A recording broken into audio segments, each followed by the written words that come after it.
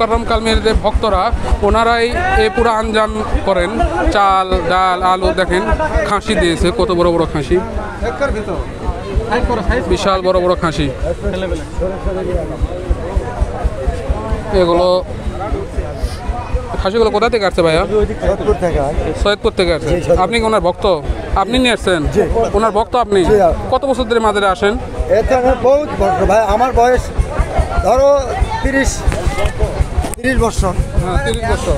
জি, 30 বছর ধরে আসতেছেন? জি, 30 বছর ধরে আসতেছি। প্রত্যেক বছরই আসেন? প্রত্যেক বছরই। কি পরিমাণ লোকজন আসে আপনাদের ওখান থেকে? না, আমার বয়সের কথা 30 বছরের কথা বলছে, তারপরেও আরো 40-50 বছরতে আসতেছে। ও আচ্ছা আচ্ছা, ঠিক আছে, ধন্যবাদ।